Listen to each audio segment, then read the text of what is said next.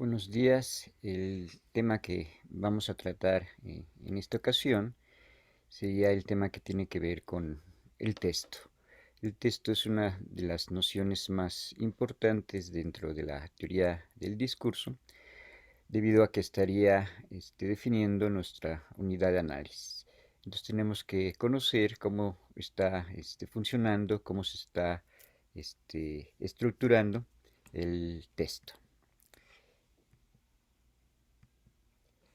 Lo primero que tendríamos que decir acerca del texto es que el texto sería una unidad incompletamente emitida intencionalmente y que los textos pueden ser principalmente orales, también pueden ser escritos, y estos diferentes textos pueden tener diferentes características para que se denomine qué es exactamente el texto. Entonces, algunas de esas características que tienen que tener los textos es que cada texto tendría que ser adecuado a las diferentes situaciones de comunicación. Entonces, si yo voy a dar un discurso para mis amigos, tendría ciertas características. Si es una clase, si es un discurso político, tendrían diferentes características. Entonces, cada discurso tendría que estar a ser adecuado a las situaciones en las cuales se está emitiendo. El otro aspecto tendría que ser la coherencia. Entonces se trata de que este texto sea bien estructurado, tenga buen contenido y sea entendido principalmente por los receptores. Para que un texto sea coherente deben existir ciertos factores de cohesión entre las ideas, entre las oraciones, entre los párrafos, para poder llegar a esta unidad de sentido que sería el texto.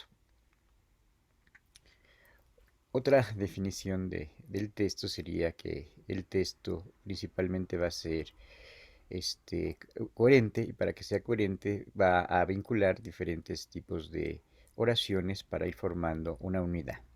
Para que se forme esta unidad, todos los elementos del texto tienen que estar perfectamente integrados, perfectamente ensamblados y tener esta coherencia que permita su lectura. Otra definición muy importante del texto nos va a mencionar que el texto es una unidad lingüística formada por un conjunto de enunciados. Aquí también podríamos decir que el texto es esa unidad discursiva que va a estar formado por diferentes enunciados. Ya vimos que para la lingüística la unidad principal sería la oración, que tiene que tener determinado sentido sintáctico, determinado sentido semántico. En cambio, los enunciados van a ser aquellas frases, aquellas oraciones a la cual nosotros le vamos a agregar y vamos a tratar de determinar el sentido, el significado que va a tener esa oración. Entonces, otro elemento muy importante que ya acabamos de mencionar sería la intención que tiene que tener esas diferentes oraciones para que se construya el texto. De otra manera, podemos decir que el texto sería ese conjunto de enunciados que están estructurados internamente y que están movidos por el emisor a través de una determinada intención comunicativa, y, lo más importante, lo vamos a estudiar en un contexto determinado. Entonces aquí ya los analistas del discurso estarían definiendo estas características que tiene que tener el texto, ¿no? Enunciados, coherencia, cohesión, una intencionalidad, y principalmente ver ese funcionamiento en situaciones concretas, ver ese funcionamiento en contextos determinados. Aquí para ello ya vimos que tendríamos que hacer uso de principalmente de la sociolingüística, que nos va a hablar de estas diferentes maneras de hablar, o en el caso de la pragmática, que vería los elementos de emisión, los elementos de recepción, los elementos contextuales y el propio discurso, que lo vamos a segmentar en estos diferentes enunciados.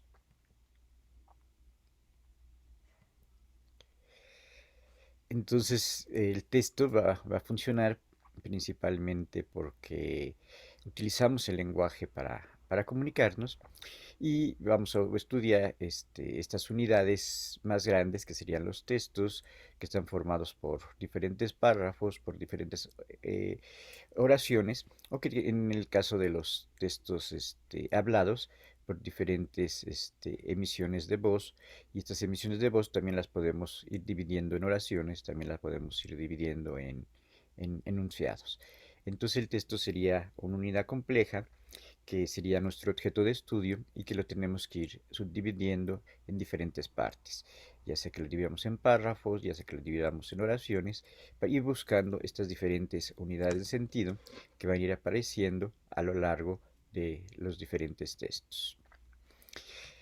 El texto sería oral, el texto puede ser escrito y se va a considerar que ese texto sería una unidad en sí mismo, una unidad comunicativa, un mensaje que van a recibir los oyentes, que van a recibir los receptores.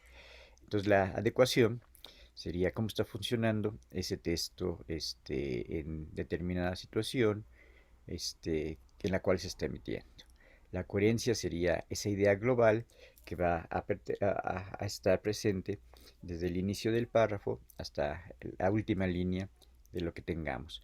Y la cohesión sería esta interrelación que se va a producir entre oraciones, entre párrafos, entre cambio de temas, ¿no? Muchas veces un texto puede pasar de un tema a otro tema, muchas veces los textos no son lineales, van a tratar varios temas, van a tratar diferentes contenidos, pero cuando paso de un tema a otro tema tiene que haber determinada cohesión, determinada coherencia para que pueda ser entendible lo que tiene que ver con el texto. Después de ver estas características intrínsecas al texto, pues nosotros estaríamos viendo que no cualquier cosa la podíamos considerar texto, sino solo aquellas conversaciones, aquellos textos escritos, aquellos textos audiovisuales que cumplan con alguna de estas características. De hecho, el analista del discurso va a determinar qué puede considerar un texto, ¿no? Una conversación en la calle, un mensaje en YouTube, un meme político, o también textos más estructurados, textos que son más convencionales, como el caso del discurso político, o el caso de los textos periodísticos, o lo que podía ser el caso de los textos literarios. En el caso de los textos periodísticos, pues yo estudiaría la crónica, estudiaría el ensayo, estudiaría el editorial, estudiaría la nota informativa. Y en el caso de los textos literarios, podía estudiar cuentos, novelas, epopeyas, poemas, la obra dramática, etcétera, etcétera. Aquí tenemos otra definición de lo que sería el texto, que un texto sería un conjunto de enunciados de diferente extensión y que va a presentar principalmente la característica de ser un mensaje completo. Cuando definimos el texto como un mensaje completo, lo podemos pensar otra vez repitiendo la misma idea, que puede ser ese mensaje completo que se va a transmitir a través de la voz, que se va a transmitir a través de la escritura o que se puede transmitir por medios audiovisuales, por medios multimodales. También las intenciones del texto pueden ser múltiples y tengo que ir determinando esta intención. Entre las intenciones más generales que podemos ir descubriendo sería el de convencer, explicar, inventar, informar, persuadir, eh, eh, que te integres a un determinado grupo, ¿no? También, aparte de ir definiendo la intención comunicativa que tendría ese texto, que tendría ese mensaje, también habría que ver la diferencia entre los textos. Si es un texto más narrativo, un texto más expositivo, un texto descriptivo o un texto argumentativo. Se dice, por ejemplo, que cuando uno está en una clase, muchas veces está tratando de dar más información, a veces va a ejemplificar más, puede que a veces trate de describir cómo funcionan las diferentes metodologías, las diferentes teorías. En cambio, cuando estoy en un texto narrativo, estoy tratando de contar en base a personajes, en base a una ficción. Entonces tengo que ir determinando diferentes tipos de discurso. Y el tercer elemento después de la intención y después del tipo de discurso sería el canal de transmisión. Se está transmitiendo a través del lo oral, a través de lo escrito, a través del audiovisual o ahora últimamente los medios electrónicos. La teoría del discurso también trataría de ver lo que tiene que ver con los medios electrónicos, porque sería diferente la emisión de un podcast, de un video, de una cápsula de YouTube, de algo que sea publicitario, o de algo que esté apareciendo en WhatsApp, o en algo que esté apareciendo en Instagram, o en algo que esté apareciendo en Facebook. Entonces también la propia app, los propios medios electrónicos le van a dar diferentes características formales, diferentes características de cómo se va a manejar en diferentes medios estos géneros discursivos, estos diferentes tipos de discurso. El texto tendría diferentes funciones. El texto estaría estructurado a diferentes códigos, ¿no? Pueden haber textos solamente orales, puede haber textos solamente escritos, o puede haber ahorita más textos multimodales que combinen lo escrito, que combinen lo oral, que le pongan también música.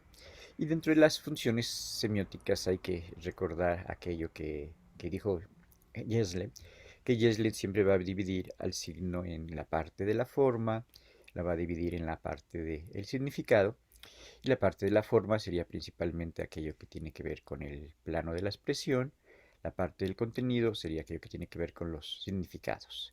En la parte de la forma, en la parte de la expresión, yo me tendría que ir principalmente a la parte de sintáctica y en la parte del contenido vería la parte de la semántica y la parte del nivel pragmático. Entonces en el texto voy a estudiar los dos niveles, el nivel formal y el nivel de contenido, ¿no? Podemos decir que si nos dieran a elegir de qué estudia más la teoría del discurso, estudiaría muchísimo más la parte de la forma, estudiaría muchísimo más la parte sintáctica y también estaría estudiando esta parte pragmática de los intercambios entre el emisor y el receptor. Es importantísimo ver esta relación entre emisor y receptor y la manera en que se están comunicando. Existen múltiples tipos de género, pero también existirían múltiples maneras en que se puede comunicar, en que me puedo relacionar con los receptores. Entonces, estas maneras de relacionarme con los escritores, que puede ser asumiendo un yo más personal, poniendo en algo más neutro o poniendo en eso de se dice solamente, ¿no? No comprometiéndome con aquello que digo. Entonces me comprometo completamente asumiendo que yo lo estoy diciendo, me comprometo y lo digo en tercera persona, que sería de una manera más alejada, o puedo utilizar estas frases más ambiguas como me lo contaron, yo creo, yo siento, eh, estas frases que de repente no llevan tanto un compromiso. Entonces también cuando vemos a un conductor, también se ve esta relación, este compromiso con el propio discurso, con la propia forma del discurso y cuál sería este nivel de relación con el propio discurso y cómo se está comunicando con los diferentes receptores. También en la producción de textos, que también sería algo que estudia el discurso, tengo que ver cómo se está produciendo. Tengo que ver cómo se está produciendo principalmente desde el punto de vista del conocimiento operativo, que tendría que ver con las habilidades que va a tener el emisor, que va a tener los conductores y también con la parte tecnológica. También tendría que ver en estas condiciones las situaciones personales, las situaciones particulares en las cuales se produce ese discurso. En estas situaciones tengo que ir delimitando esos factores espaciales de dónde se da el discurso. Entonces no sería lo mismo en un salón, en un auditorio al aire libre, o también de repente alguna persona que se suba al camión y que esté dando un discurso político. También tendría que ver los diferentes contextos y en estos diferentes contextos sería ubicar a ese discurso en relaciones más amplias, en relaciones extratextuales, en relaciones que están fuera del discurso, pero que son necesarias irlas definiendo para poder explicar, para poder interpretar el discurso que se está diciendo. Y ya nada más quedan algunas otras, unas 3, 4 diapositivas. Aquí hablando de la producción y del intercambio del texto, tendría que ver esas intervenciones de los factores que están dándose en el discurso. Primero, la actualización de los sujetos, ¿no? Estos sujetos no solamente serían sujetos físicos de emisor y receptor, sino también serían estos sujetos implícitos que van a estar dentro del discurso. Estas marcas, estas huellas que se ponen a través de los pronombres, estas huellas, estas marcas que se van a poner con respecto al tiempo, que se van a poner con respecto al lugar y que se van a poner principalmente cuando yo empiezo a adjetivar, ¿no? Entonces hay muchas veces que se empieza a adjetivar y se dice el tirano, el dictador, el que está en contra de la democracia. Entonces todos estos diferentes tipos de calificativos, estos diferentes tipos de marca estarían implícitas dentro del propio discurso. Y dentro del discurso pues veríamos estas oraciones, que sería la unidad gramatical, que yo la puedo ir descomponiendo en sus diferentes elementos y que muchas veces les voy a poner un determinado contenido y ese contenido voy a tratar de ver si está llegando o no está llegando. Cuando le estoy poniendo ese contenido a las oraciones, ya sería la parte del enunciado, entonces cada diferente oración puede tener estos enunciados, esos contenidos que van a aparecer dentro de esa oración. Y lo más importante para el discurso sería la enunciación, que sería este acto de comunicar, este acto de interrelación que se va a producir al interior del propio discurso. Entonces yo voy a estar hablando y va a estar implicando mi postura de yo como emisor y la postura que quiero tener con respecto al destinatario. Aquí sería esa parte de las huellas, esa parte del tono que yo quiero hablar. Yo quiero hablar en un tono muy formal. Entonces, si yo quisiera hablar en un tono muy formal, pues mi gesto, mi vestuario, mi selección de léxico, mi selección de palabras, tendría que ir hacia eso muy formal. O si yo quiero ser menos formal, si yo quiero hablar con un lenguaje más cotidiano, con palabras que me entiendan todo el mundo. Para esto, muchas veces se dice que el emisor tiene una imagen del destinatario al cual le quiere llegar, ¿no? Entonces tiene que pensar en la edad, tiene que pensar en los conocimientos, tiene que pensar en el género de los destinatarios, que si son hombres, que si son mujeres. Casi por lo regular, ningún tipo de discurso sería completamente abierto, sería completamente general, sino siempre está implicada esta postura que tiene el emisor y tratando de identificar este tipo de destinatarios. Cuando nosotros vamos a ver determinado tipo de películas, inmediatamente reconocemos si son películas para niños, si son películas para adolescentes, si son películas para jóvenes de 20 años o para gente de 30, 40 años, o este tipo de películas que son para gente más madura, ¿no? Entonces, el destinatario y sus conocimientos también van a influir en cómo se le va a hablar y cómo se va a decir el discurso. Esto ya se pensaba desde el punto de vista de la retórica, que siempre ese discurso estaba pensado en relación con determinado tipo de público, ¿no?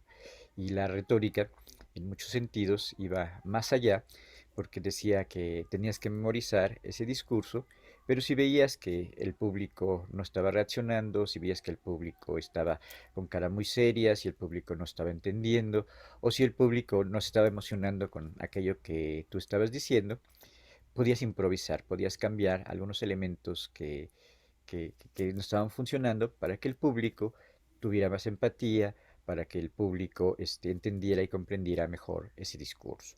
Entonces la enunciación serían todas estas huellas que va dejando las marcas lingüísticas, las palabras, las marcas pragmáticas que van apareciendo dentro de ese discurso. Entonces estas huellas principalmente serían huellas lingüísticas. Y Benveniste va a decir que estas huellas son la subjetividad del orador, la subjetividad de ese emisor.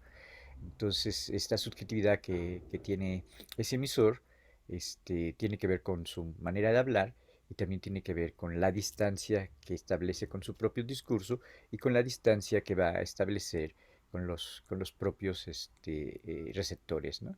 Ahorita de repente hay varias noticias, hay varias editoriales que se comentan con tono de burla, con tono de sátira, con tono de chiste, y esto es una manera bien diferente a la que se utilizaba antes en el periodismo, que antes todos los conductores, en esa imagen de Jacobo Saludowski, que aparecía con su trajecito, sus lentes muy serios, sus audífonos, y que le hablaba al público así como si fueran todo el mundo señores, de una manera muy formal, a este tipo de comentario de la noticia, que es completamente informal, completamente tono de sátira, completamente casi en comedia, ¿no? Entonces ahí estaríamos viendo diferentes tonos, diferentes maneras en que se van a anunciar los discursos.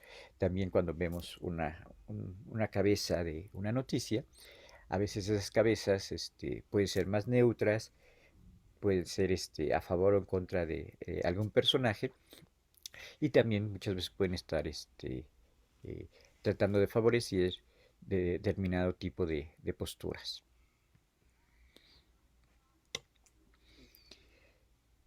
También los textos van a estar organizados de diferentes maneras.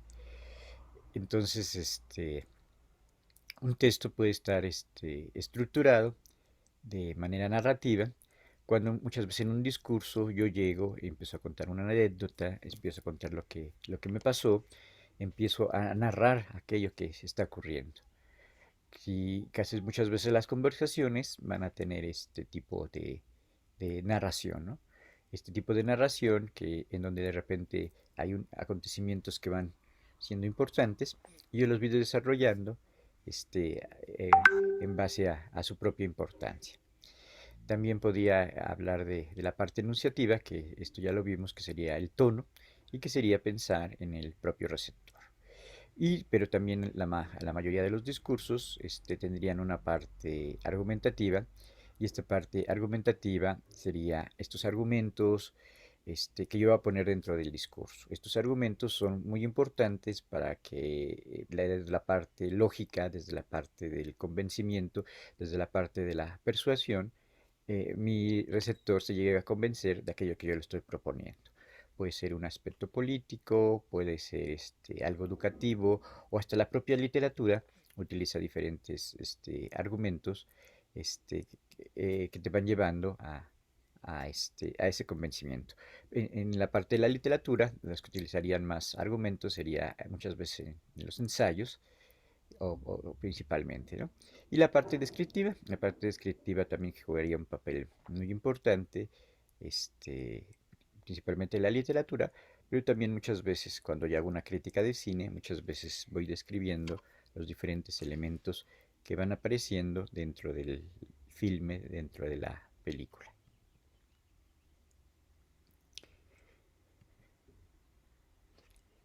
Y el último punto que es la esencia del análisis discursivo sería llegar a ese significado, llegar a ese sentido que va a tener el propio discurso. Para poder llegar a ese sentido que tiene el discurso, muchas veces va a haber un juego de negociaciones que yo trato de ver en el discurso, que trato de ver en esas intenciones del emisor. Entonces, esos juegos de negociaciones no solamente es tratar de imponer mi punto de vista y llegar a una verdad única con respecto a ese discurso, sino sería recoger lo más importante de ese discurso desde el punto de vista objetivo y tratar de llegar a una interpretación de lo que me está diciendo el propio discurso. Para ello, yo me tengo que basar principalmente en los contextos y circunstancias en las cuales se está manteniendo ese discurso. Recordemos que los discursos no están aislados, los discursos están en circulaciones particulares y esos discursos están relacionados con otros propios discursos. También los discursos muchas veces tienen relaciones con diferentes temas, con situaciones extradiscursivas y también estas situaciones que están fuera del discurso, que son extradiscursivas, yo los tengo que relacionar con determinadas relaciones políticas, sociales y culturales, y cuando relaciono ese discurso con esas diferentes relaciones es cuando se va a ir produciendo ese sentido. Entonces, de hecho, podríamos decir que hay estrategias para construir el propio sentido.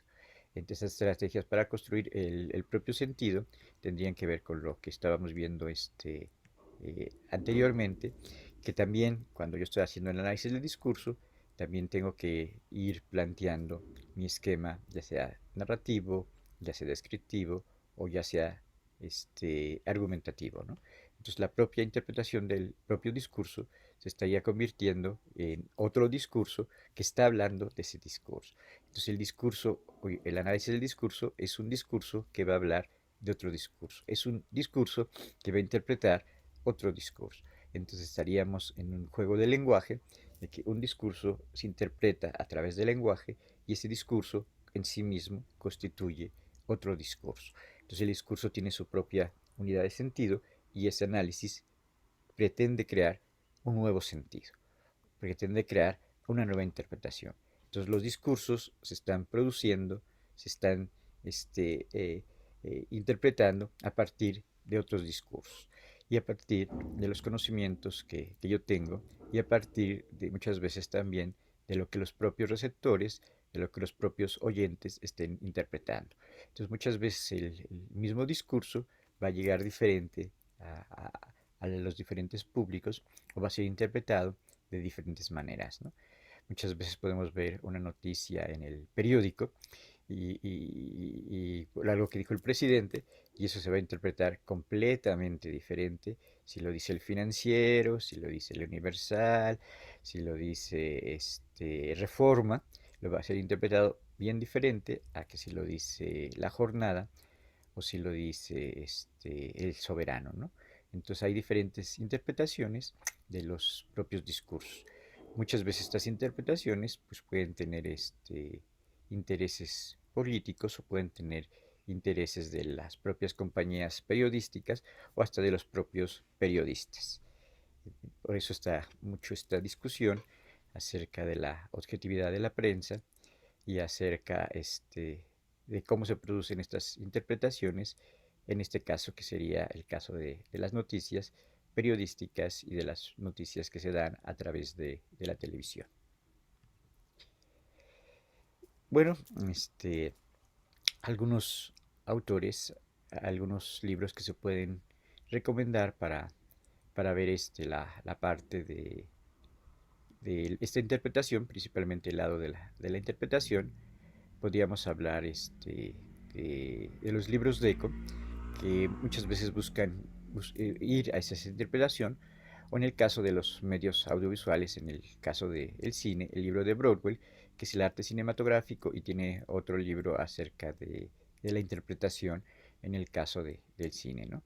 También tenemos eh, el libro de La danza de los signos. En ese libro de La danza de los signos, que es un libro principalmente de semiótica, no solamente se quiere quedar con los signos, sino va a todos los diferentes aspectos que tienen que ver con los discursos. Entonces Cheto ya está tratando de integrar una semiótica discursiva, una semiótica que no se quede solamente en los signos, una semiótica que no se quede solamente con los códigos, sino que vaya a estos mensajes, que vaya a estos textos. Entonces el texto es esta unidad que construye, que ya está presente en los diferentes mensajes y que el analista la va a tomar y la va a ir desglosando en base a esta intención, en base a los géneros y en base a esta interpretación que va a ir haciendo de los propios textos. Y cuando ya lo estoy poniendo en los diferentes contextos culturales, sociales y políticos, se está produciendo el análisis del discurso.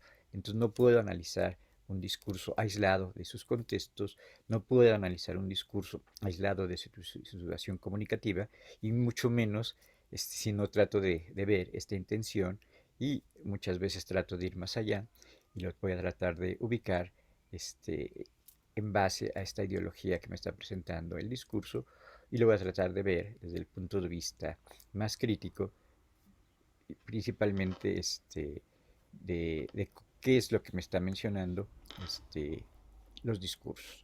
Entonces los discursos siempre van a estar presentes y siempre van a estar presentes en nuestra vida, porque todo el tiempo estamos recibiendo discursos, ya sea orales, ya sea escritos, ya sea audiovisuales, y muchas veces no les tomo mucha importancia, muchas veces no llego al sentido de ellos, muchas veces no trato de interpretarlos, y esas serían las funciones del discurso, tratar de encontrarles este sentido, tratar de interpretarlos y muchas veces también tratar de ver qué resultados produjo ese discurso y también muchas veces ver este sentido crítico de cuando existe dominación, de cuando existe poder y también muchas veces tratar de dar alguna solución con respecto a los problemas que trata el propio discurso. Entonces, el texto es esta unidad previamente construida por el analista del discurso, o si yo soy estudiante de comunicación, también tendría que ver cuál es esta unidad textual que quiero estudiar, ¿no? Si quiero estudiar algo de televisión, algo de publicidad, algo de prensa o algo de los diferentes medios. Bueno, ese sería el repaso más importante de estos elementos textuales, de estos elementos que tiene que tener el texto y cómo yo lo voy a estudiar como si fuera un discurso a partir de sus condiciones contextuales y a partir de la interpretación que le voy a ir dando a cada uno de ellos. Bueno, muchas gracias.